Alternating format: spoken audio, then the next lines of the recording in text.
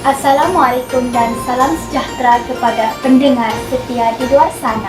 Selamat datang ke program khas podcast sempena Tahun Baru Cina 2026 dalam kemeriahan kepelbagaian budaya di negara tercinta Malaysia, terus menjadi contoh terbaik perpaduan dan keharmonian kaum. Tahun Baru Cina merupakan perayaan yang paling penting bagi masyarakat Cina yang menandakan permulaan tahun baru mengikut kalender lunar.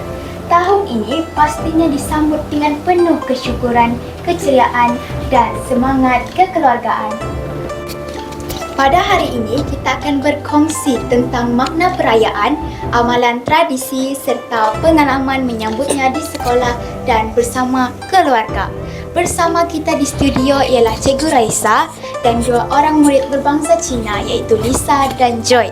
Tak kenal maka tak cinta. Mari kita mempersilakan mereka untuk memperkenalkan diri dengan lebih lanjut. Oke, baik. Selamat pagi. Nama saya Raisa Jade dan saya berasal dari Labuan juga. Dan saya berbangsa Cina. Dan tahun baru Cina ini pada tahun ini sangatlah bermakna bagi saya.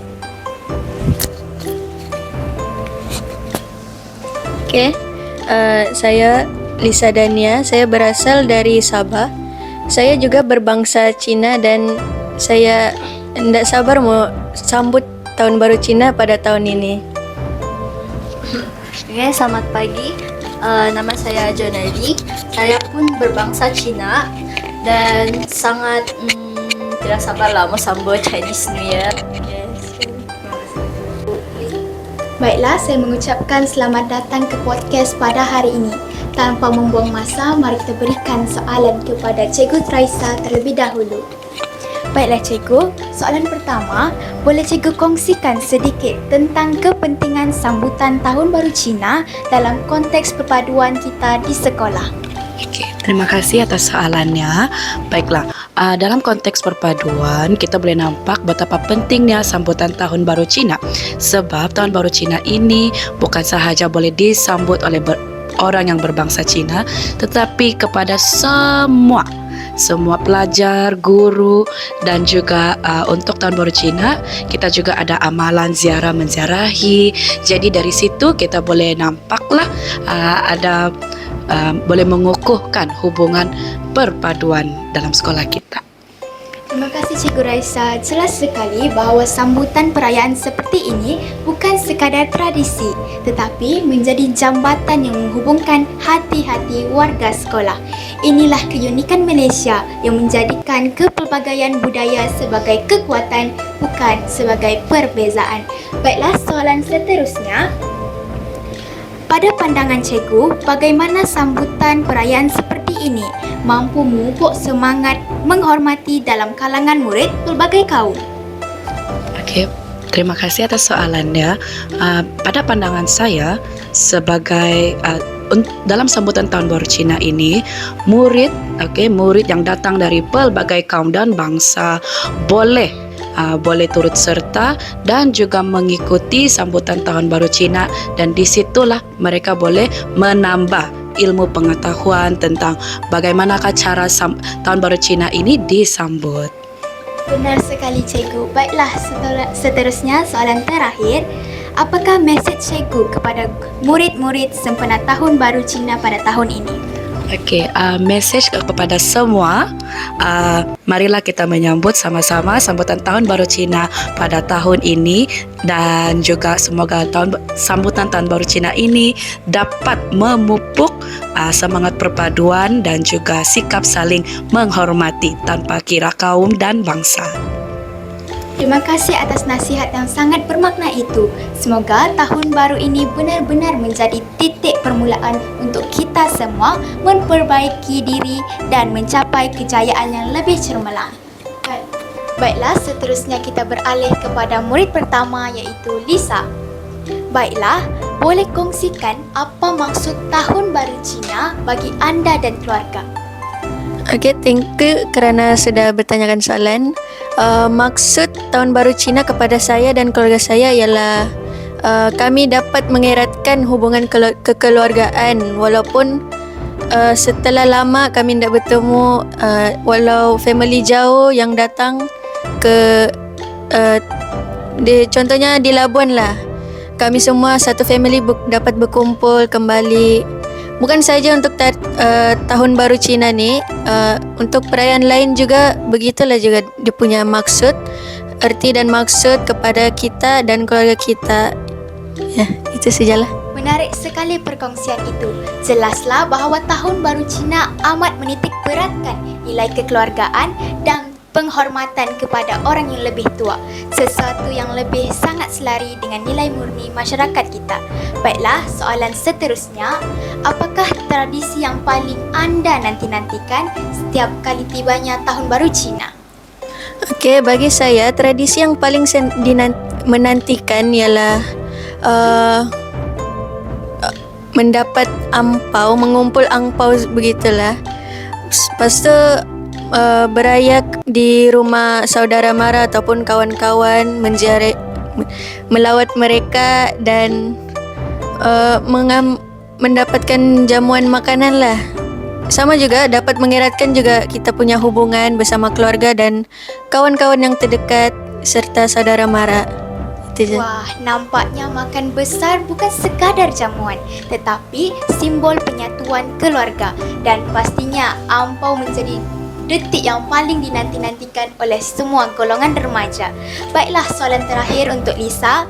Apakah makanan tradisional yang wajib ada ketika sambutan Tahun Baru Cina di rumah anda? Okey, pada Tahun Baru Cina ni selalunya family saya akan sediakan kuih bakul dan juga banyak limau lah, sebab itu memang salah satu wajib tradisi untuk Tahun Baru Cina ni setiap tahun. Mendengar tentang limau dan kuih bakul pun sudah terasa kemeriahannya. Setiap makanan rupanya membawa maksud dan simbolik sendiri. Baiklah, seterusnya soalan terakhir yang diajukan kepada murid terakhir kita iaitu Joy. Baiklah, apakah persiapan yang biasanya dilakukan oleh keluarga anda sebelum menyambut Tahun Baru Cina? Okey, terima kasih soalan tadi. Sebelum Chinese New Year, biasanya kami akan kemas rumah, tukar langsir, itulah kasih bersih-bersih kan supaya kemas. Nah kan mau sambut Chinese New Year kotor-kotor rumah. Jadi kasih kemas rumah penting. Menarik, tradisi membersihkan rumah sebelum tahun baru jelas menggambarkan simbolik membuang perkara negatif dalam menyambut permulaan yang lebih baik. Okey, baiklah, soalan seterusnya. Mengapa warna merah sangat sinonim dalam perayaan ini? Okey, bagi kepercayaan orang Cina, warna merah ni membawa keuntungan. Jadi kalau kita pakai warna merah ni berarti kita ong lah. Orang panggil ong. Jadi bertuah. Begitu. Baiklah, soalan terakhir. Apakah harapan anda sempena Tahun Baru Cina 2026 ini? Harapan saya kita kaitkan dengan tahun ni tahun kuda. Jadi bermaksud kuat lah kan. Kalau saya mau kuat lah sepanjang saya tahun ni saya SPM kan. Jadi saya mau kuat, belajar lah. Begitu. Semoga harapan itu menjadi kenyataan. Tahun baru sememangnya masa terbaik untuk kita menetapkan azam dan berusaha mencapainya, iaitu SPM lah. Baiklah, dari perkongsian ini dapat kita simpulkan bahawa Tahun Baru Cina bukan sekadar perayaan, tetapi simbol harapan, kebahagiaan dan perpaduan dalam masyarakat majmuk. Inilah kehidupan di Malaysia. Berbeza budaya tapi tetap satu hati. Terima kasih diucapkan kepada Cikgu Raisa serta kedua-dua murid atas perkongsian yang sangat menarik dan bermanfaat. Jelaslah bahawa sambutan Tahun Baru Cina bukan sebagai perayaan, tetapi juga lambang harapan baharu, kebahagiaan serta perpaduan dalam masyarakat majmuk di negara kita. Semoga sambutan pada tahun ini membawa sinar kegembiraan, kesihatan yang baik serta kejayaan yang semua orang meminatnya. Sebelum saya menamatkan sesi podcast pada hari ini, saya mempersilakan kepada semua panel untuk memberi ucapan kepada penonton di luar sana. Oke, sebelum kita tamat, saya ingin mengucapkan selamat tahun baru Cina, Gong Hei Fa Cai kepada semua. Oke, saya juga mau mengucapkan selamat tahun baru Cina. Happy Chinese New Year to all pendengar-pendengar semua. Kalau ada open house, roger lah, mana terdapat angpau lebih kah? Oke, itu je. Oke, saya juga mengucapkan selamat tahun baru Cina. Kalau bercuti tuh hati-hatilah di jalan raya, pandulah dengan selamat. Selamat bercuti semua, bye. Akhir kata kami mengucapkan Gong Xi Fa Cai. Sekian, terima kasih. Jumpa lagi di episod akan datang. Kami warga SMK Ranca-Ranca ingin mengucapkan selamat tahun baru Cina. Gong Xi Fa Cai.